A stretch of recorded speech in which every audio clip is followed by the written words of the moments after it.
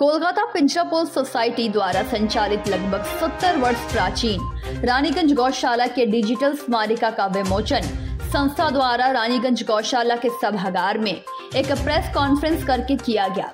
इस press conference में संस्था के अध्यक्ष ललित खैतान, कार्यकारी अध्यक्ष दीपक कालोटिया, सचिव विमल लोहिया, कोषाध्यक्ष श्रवण कानोड़िया, पत्रिका के संपादक विकास सतनालिका एवं अनिल जालूका, गोपाष्टमी मेला के संयोजक रितेश खैतान एवं सुमित कयाल के अलावा सलाहकार किशन दारुका, मधुसूदन सुरेका, गोपाल सरावगी, गोपाल खेड़िया, दीपक जालान, पवन बाजोड़िया, पंकज माहेश्वरी, रवि कयाल सहित अन्य सदस्यगण मौजूद रहे। इस स्मारिका में साल भर के किए कार्यों के साथ साथ दानदाताओं की पूरी सूची शामिल रही।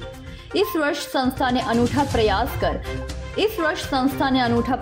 कर 48 पन्नों का डिजिटल स्मारिका लॉन्च किया, जो लोगों को व्हाट्सएप के माध्यम से सदस्यों के मोबाइल में पहुंचाया गया।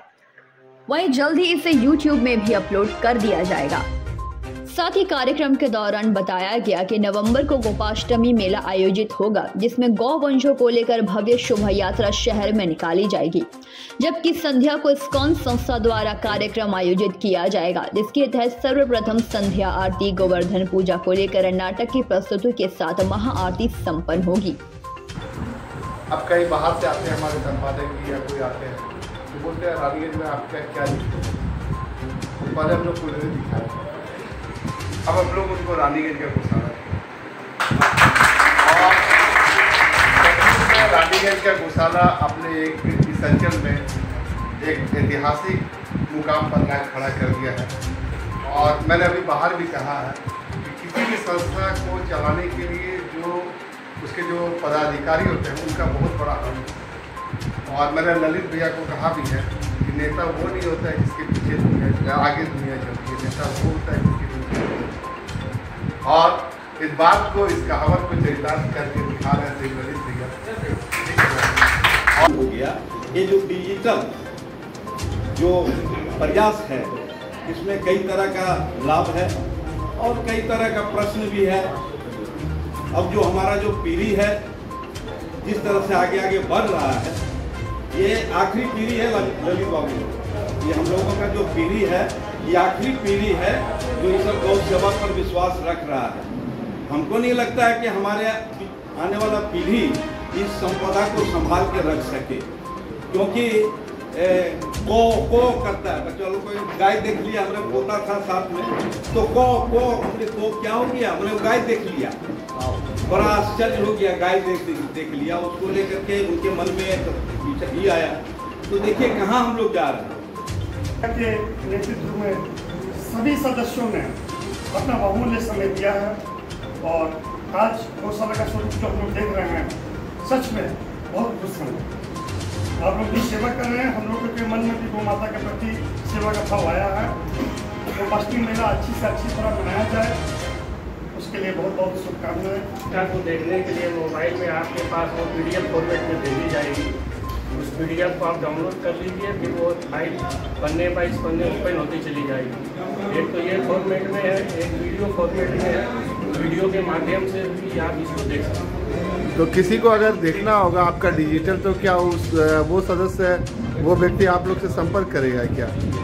नहीं, हमारे जानकारी हम लोग सब उसमें फॉरवर्ड करेंगे। उसके बाद भी अगर किसी को उपलब्ध नहीं किया है तो रहना चाहे तो गौशाला कार्यक्रम के मेंबर से इसको कैसे ऑपरेट करेगा, ऑपरेट के लिए वो लिंक जो PDF फाइल मात्र 4 MB की है, इसमें 48 पन्ने हैं। उसको जैसे खुलेंगे, जैसे वैसे वो तो इसको आप लोग भेजेंगे, सब सर्कुलेट करिए है क्या? कितने लोगों का आप लोग ने लक्ष्य रखा है भेजने का? रानीगंज गौशाला की वार्षिक पत्रिका ऐसे तो हमेशा से ही गोपाष्टमी के उपलक्ष्य में प्रकाशित होती आई है। वर्ष 2014 में इसका एक अभिनव प्रयोग था, जिसे हमने रंग बिरंगी बनाया था। उसके पश्चात हर वर्ष ही इसमें कुछ नए प्रयोग हमने किए, जिससे कि सभी गौभक्तों ने बहुत ही सराहा और अपना भरपूर आशीर्वाद भी दिया। इस वर्ष हमने एक अभिनव प्रयोग किया है, जिसके अंतर्गत हमने गौशाला की वार्षिक पत्रिका को डिजिटल प्रारूप दिया है। आशा करते हैं इसके कारण यह पत्रिका सभी के पास बहुत सरल और सहज रूप से उपलब्ध हो जाएगी। स्मारिका 2022 हम लोग साल भर गौशाला में क्या काम किए उसका एक जो उसमें लेखा जोखा रहता है और दानदाताओं का नाम दर्ज हैं। और इससे हम लोग ये जो 1/11/2022 को जो गोपाष्टमी मेला है, इसमें आप सभी के माध्यम से गो भक्तों को आमंत्रण देते हैं कि वो गौशाला में आए। जैसे सुबह 8:30 बजे गो परिक्रमा पूरा नगर भ्रमण करेगी, तत्पश्चात यहाँ पे मेला का कार्यक्रम शुरू होगा। उसमें विभिन्न रकम की दान योजनाएं जैसे तुलादान, कलश दान, गोपाष्टमी रकम के ये है वो आपके सामने है। गौशाला उन्नति और प्रगति के नए आयाम तय करती रही। पिछले वर्ष जिन महत्वपूर्ण कार्यों को अंजाम दिया गया उसकी सूची इस प्रकार है। लगभग 1400 स्क्वायर फीट के नए गौ चिकित्सालय का निर्माण किया गया। छोटे बाछे एवं बाछियों के लिए एक अति सुंदर हरे भरे गोचर बाड़े का निर्माण किया गया। गौशाला के मुख्य द्वार का संपूर्ण नवीनीकरण किया गया एवं मुख्य द्वार से सटी हुई बाहरी गौशाला की बाहरी दीवार को गो गोपाल की झांकियों से सुसज्जित किया गया। पिछले दिनों गौ खाद्य सामग्री के दामों में अभूतपूर्व वृद्धि हुई। इसके बावजूद गौमाता की उत्तम सेवा एवं गौशाला के बेहतर रखरखाव में किसी भी प्रकार की कोई कमी नहीं हुई एवं साथ ही साथ दूध के दाम भी यथावत हैं। अंत में गौशाला से जुड़े सभी गौभक्तों, दानदाताओं एवं गौपालकों का हृदय से धन्यवाद ज्ञापन करना। रानीगंज से सम्राट दास की रिपोर्ट, पीवीटीवी न्यूज। दुर्गापुर इस्पात नगरी के 9 नंबर वार्ड सेकेंडरी इलाके में दुर्गापुर बंधु सवाई क्लब की ओर से गुरुवार की सुबह को भाई फोटा का आयोजन किया गया। इस दौरान उपस्थित इलाके के पूर्व पार्षद पल्लव रंजन नाग सहित क्लब के सदस्य एवं वरिष्ठ नागरिक मौजूद थे। इलाके की महिलाओं ने राह चलते लोगों को भाई फोटा दिया, इसके साथ ही मिठाइयां भी खिलाई। पल्लव रंजन नाग ने बताया कि प्रत्येक वर्ष हम लोग भाई फोटा का पर्व धूमधाम से मनाते हैं। इस बार भी राह चलते लोगों में बहने भाइयों का फोटा देकर तथा तिलक लगाकर भाई फोटा का पर्व बनाया गया। इस दौरान एक महिला ने बताया कि हम लोगों का उद्देश्य राह चलते लोगों को भाई फोटा देना। बहुत ऐसे परिवार है जहां बहन है मगर भाई नहीं, या तो भाई है मगर बहन नहीं। उन सब बहनों या भाइयों को फोटा दिया। साथ ही दुर्गापुर इस्पात नगरी सहित विभिन्न कई इलाकों में भाई फोटा का पर्व धूमधाम से मनाया गया।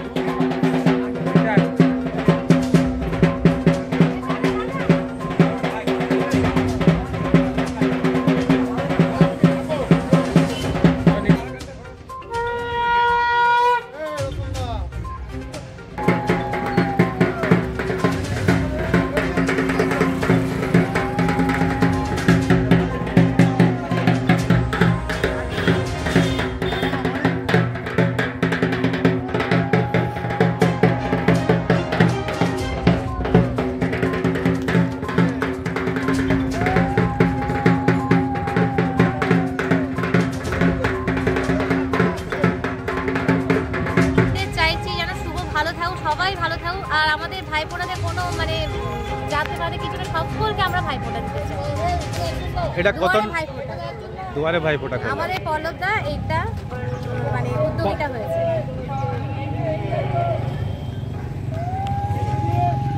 তো করলেন ভাইফোঁটার দিনে আপনারা জানেন আজকে ভাতৃদ্বিতীয়া ভাইফোঁটা, তাই প্রতি বছরের ন্যায় এবছরও আমরা ভাইফোঁটা উপলক্ষে রাস্তায় পথ চলতি মানুষ, টোটো অটো থেকে আরম্ভ করে যারা একটু ইসলাম এরিয়ায় থাকে সেই সমস্ত মানুষদের নিয়ে আজকে আমরা 200-250 লোককে ভাইফোঁটা দেওয়ার একটা প্রোগ্রাম করছি।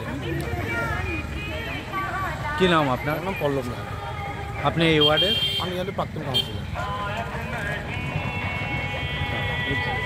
दुर्गापुर से न्याय दास का report, PVTV news. Education for all नामक एक स्वयंसेवी संस्था द्वारा भाई फोटा के अवसर पर बांकुड़ा जिले के पावड़ा ग्राम के आदिवासी मोहल्ले बेलडांगा में भाई फोटा मनाया गया। इस अवसर पर 150 बहनों भाइयों को फोटा देती दिखी। अखिल भारतीय मारवाड़ी महिला सम्मेलन रानीगंज शाखा के सहयोग से आयोजित इस कार्यक्रम में बहनों ने भाइयों को मिठाई और उपहार प्रदान किया।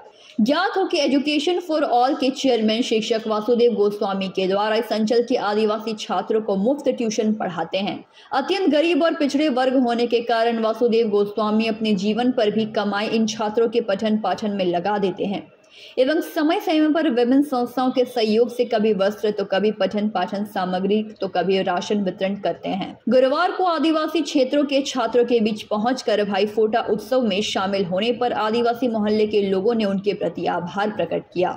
बहनों ने भी धूप दीप जलाकर अपने भाई की लंबी उम्र की कामना की। यहाँ संस्था द्वारा सार्वजनिक भाई फोटा की व्यवस्था की गई थी।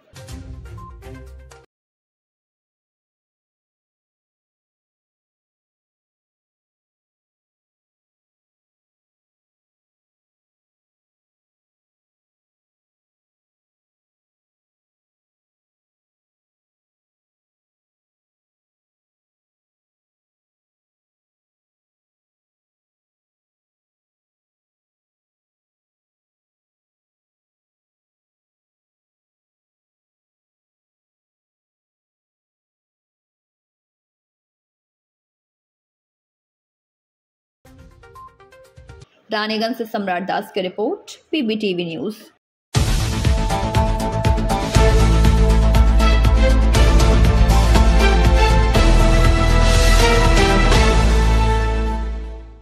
बर्थडे पर अपने दोस्तों के साथ बैराज स्थित दामोदर नदी में नहाने के दौरान डूब गया एक युवक। गुरुवार की रात करीब 11 बजे बेना चत्ते निवासी मधु शर्मा नाम का युवक 3 दोस्तों के साथ तालाब में नहाने आया था। 4 लोग पानी में उतर गए।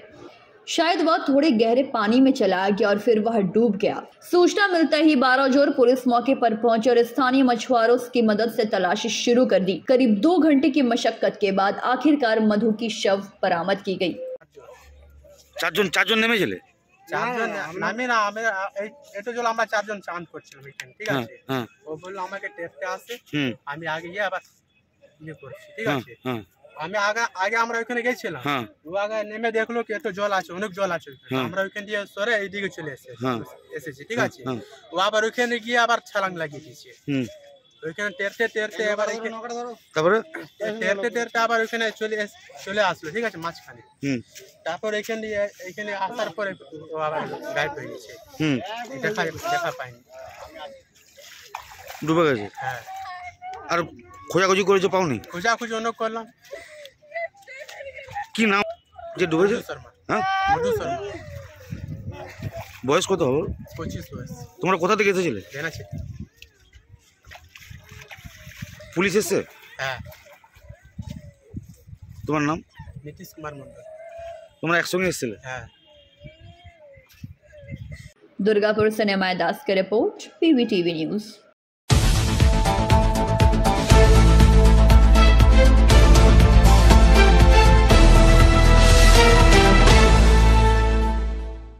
थाना नागरिक काली पूजा कमेटी की ओर से रानीगंज थाना परिसर में आयोजित होने वाले भव्य काली पूजा का आयोजन प्रत्येक वर्ष काफी हर्षोल्लास के साथ किया जाता है और काली पूजा के दिन से लेकर लगभग 4 दिनों तक रंगारंग कार्यक्रम आयोजित होता है। प्रत्येक दिन अलग अलग तरीके से कार्यक्रम की प्रस्तुति होती है। इस वर्ष काली पूजा के दिन 24 अक्टूबर से लेकर 28 अक्टूबर तक 4 दिवसीय कार्यक्रम का आयोजन किया गया, जिसके तहत आज गुरुवार को यानी कार्यक्रम के तीसरे दिन स्कूली बच्चों द्वारा रंगारंग सांस्कृतिक नृत्य और संगीत की प्रस्तुति कर लोगों को मंत्रमुग्ध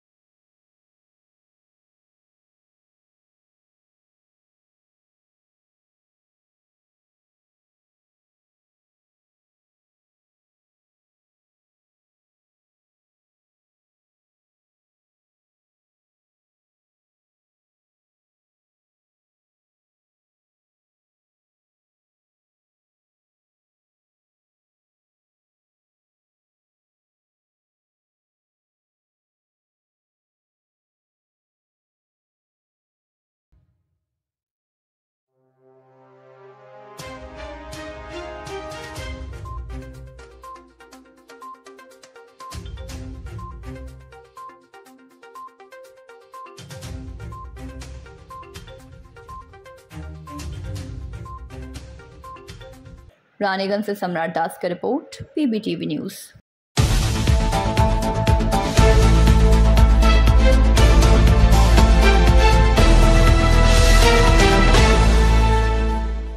रानीगंज सुरक्षा संस्था के तत्वाधान में गुरुवार को रानीगंज के रोनाई क्षेत्र के रहने वाले अदनान नसीम जॉइंट एंट्रेंस की परीक्षा में मेडिकल में सफलता हासिल करने के लिए सम्मानित किए गए।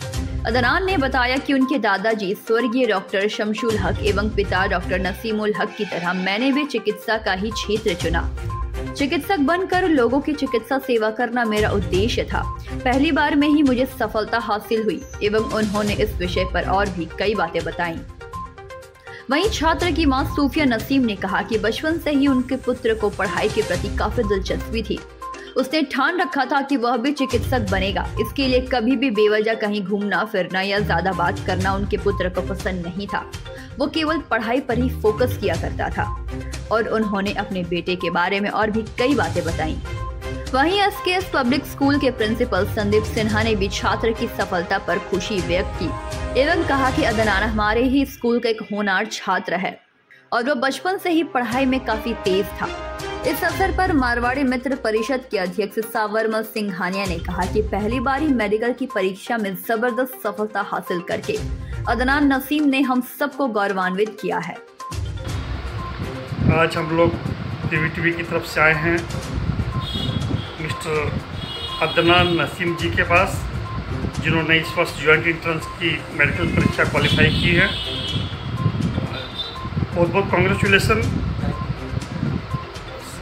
हम लोगों को आप ये बताएं कि ये आपकी सफलता का श्रेय किसको देते हैं? पहले तो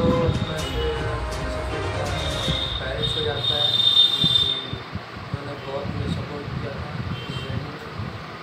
और उनको भी जाता है जो मुझे पढ़ाया है।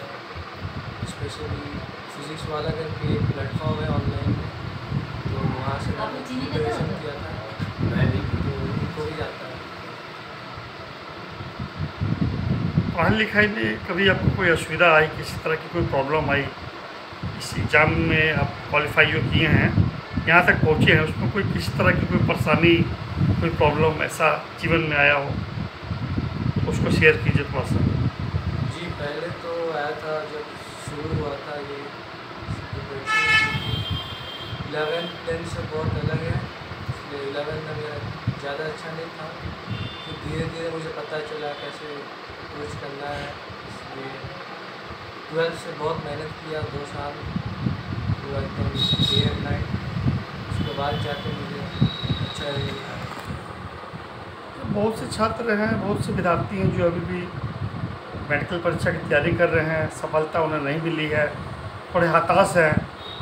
उन्हें आप क्या कहना चाहेंगे, क्या मैसेज देना चाहेंगे, उनका कॉन्फिडेंस लेवल हाई हो उसके लिए? मैं वही कहना चाहूँगा कि ये जस्ट एक एग्ज़ाम है, ज़्यादा प्रेशर ना ले और आगे भी बहुत कुछ है लाइफ में करना, ये बस एक एग्ज़ाम है और बहुत चांस मिलता है। ये एग्ज़ाम अच्छे से अगर पढ़ें आप तो हो जाएगा नेक्स्ट चांस में। बहुत बहुत धन्यवाद। चलो ठीक। अच्छा, आपके पुत्र ने जॉइंट एंट्रेंस में सफलता हासिल की है मेडिकल में, आपको कैसा लग रहा है? हमको बहुत अच्छा लग रहा है, जैसे सब पापा मतलब पेरेंट्स को लगता है, हमको भी बहुत खुशी है। तो इसकी सफलता, आपके पति भी चिकित्सक है, आपके फादर इन लॉ भी डॉक्टर रहे हैं, तो 3 पुस्त डॉक्टर का है। हाँ, वही आगे बढ़ रहा है, हमको अच्छा लग रहा है इसमें। वो अपना मतलब ग्रैंडफादर का जो ये था, जो मान का जो आशा था, वो पूरा मतलब वो फुलफिल करने जा रहा है, ये हमको बहुत अच्छा लगा। Thank you. रानीगंज से सम्राट दास की रिपोर्ट, PBTV न्यूज़। बुधवार को जामुड़िया विधानसभा क्षेत्र के तपसी पंचायत इलाके के कनस्तोड़िया कोयलरी छठ घाट का जायजा लेने पहुंचे। भाजपा नेता जितेंद्र तिवारी ने छठ घाट जाने वाले रास्ते को देखकर तृणमूल कांग्रेस के आसनसोल लोकसभा सांसद शत्रुघ्न सिन्हा पर कटाक्ष करते हुए कहा कि अभी 1 साल भी नहीं हुआ शत्रुघ्न सिन्हा को चुनाव जीते हुए। चुनाव से पहले तृणमूल कांग्रेस के लोगों ने शत्रुघ्न सिन्हा को बिहारी बाबू बताकर पूरे सर्पांचल के बिहारियों का वोट ले लिया और अभी छठ पूजा के समय में ही बिहारी बाबू का कहीं अता पता नहीं। पूरे कोयलांचल में छठ घाटों की क्या दशा है, क्या बिहारी बाबू को यह जानकारी नहीं? बिहारी बाबू के पास छठ घाट की दशा को देखने का समय अभी नहीं है, पर जब चुनाव आता है तो बिहारी बाबू बन जाते हैं। एवं उन्होंने शत्रुघ्न सिन्हा और तृणमूल पर कटाक्ष करते हुए और भी कई कटु बयान दिए। अभी 1 वर्ष भी नहीं हुआ, चुनाव के पहले शत्रुघ्न सिन्हा जी को बिहारी बाबू बना के सारा बिहारियों का वोट ले लिया। बिहार, उत्तर प्रदेश से आए हुए जो लोग भी हैं सारे लोगों का वोट ले लिए, और 1 साल के अंदर छठ पूजा या छठ पूजा के समय बिहारी बाबू का पता नहीं है। छठ पूजा के समय छठ घाट साफ हुआ कि नहीं हुआ ये देखने के लिए बिहारी बाबू का बस समय नहीं है। चुनाव जब आता है तो बिहारी बाबू बन जाते हैं, और छठ अभी जब उनको बिहारी बाबू बनना चाहिए, आप सही में बिहारी बाबू हैं तो अभी छठ के समय जहां जहां बिहार यूपी से आए हुए लोग छठ पूजा करते हैं, आज बंगला भाषी लोग भी उनकी सेवा करते हैं, उनका सहायता करते हैं, सारे लोग एक साथ मिलकर। ये बंगाल की संस्कृति है। तो वोट के समय आप बिहारी बाबू बन गए, और जब आपको बिहारी बाबू बन के छठ घाट देखभाल करना चाहिए था, एक दिन भी शत्रुघ्न सिन्हा जी का यहाँ पता नहीं है। अभी कौन काम कर रहा है? तो हमारे भारतीय जनता पार्टी के कार्यकर्ता, नेता, इलाके के समाज सेवी जो लोग हैं वो लोग अपने उद्योग पर सब कुछ कर रहे हैं। ये कब तक चलेगा? जनता ये समझने लगी है, और आने वाले दिनों में इसका जवाब शत्रुघ्न सिन्हा जी को और तृणमूल कांग्रेस को यहाँ की जनता जरूर देगी। भारत माता की। वहीं बुधवार को जिस घाट पर जायजा लेने के लिए भाजपा नेता जितेंद्र तिवारी पहुंचे थे, गुरुवार को उसी तपसी छठ घाट पर सुबह जामुड़िया के विधायक हरिराम सिंह अपने कार्यकर्ताओं के साथ उस घाट पर पहुंचे और भाजपा नेता जितेंद्र तिवारी पर पलटवार करते हुए कहा कि उनका तो अब कोई कार्य बचा ही नहीं है, केवल वह यहाँ की जनता को उल्टा पुल्टा बोलकर यहाँ की जनता को भ्रमित कर रहे हैं। वह जब से तृणमूल कांग्रेस को छोड़कर भाजपा में गए हैं उनकी क्या हालत हो गई है यह सब जानते हैं। वहीं हरिराम सिंह के साथ इस मौके पर राजू मुखर्जी, खालिद अंसारी, बालेश्वर मंडल, धनंजय कहार और प्रमोद कहार के अलावा 5 स्टार छठ कमेटी के अरविंद हरिजन, मुजम्मिल अंसारी, विजेंद्र राम, अरुण प्रसाद आदि मुख्य रूप से उपस्थित रहे। देखिए, बात ऐसा है कि तिवारी जी को अभी तक कोई काम है नहीं, पार्टी में भी उनका इज्जत नहीं है, और तृणमूल कांग्रेस छोड़कर गए हैं तो क्या हालत उनकी है वो खुद अपने दिल से पूछ सकते हैं। जो छठ घाट के लिए काम करना है, हमने पहले ही अपने पंचायत को, अपने कोल्डी एजेंट को बोल दिया था कि ये आपकी जिम्मेदारी है, आप इसको काम पूरा करेंगे। और हमारे लड़के पंचायत के यहाँ जो हमारे कमेटी है सब मिल करके अच्छा काम किया है, उनको शायद दिखाई नहीं दिया होगा। और शत्रुघ्न सिन्हा को यहाँ ज़रूरत नहीं है, यहाँ तो हरिराम सिंह काफ़ी हैं। हरिराम सिंह के रहने से और हमारा जो टीम है यहाँ का कनस्तुड़िया का, यहाँ उनका उल्टा पुल्टा स्टेटमेंट देने से कोई फ़र्क नहीं पड़ने वाला है। यहाँ तृणमूल कांग्रेस का घाटी है और घाटी रहेगा, और जो भी सामाजिक काम है तृणमूल कांग्रेस के कार्यकर्ता आगे बढ़ कर के करते हैं, इसमें कहीं कोई शिकायत नहीं है। और छठ घाट के लिए मैंने आज भी जो कमी था उसको हमने निर्देश दिया है कि इसको आप लोग पूरा कर देंगे, और जो भी जहाँ ज़रूरत होगा हम आप लोगों के साथ है। जितेंद्र तिवारी के बात का हम लोग कोई वजन नहीं रखते। हरिराम सिंह जामुड़िया से दिलीप साव की रिपोर्ट, PBTV न्यूज़।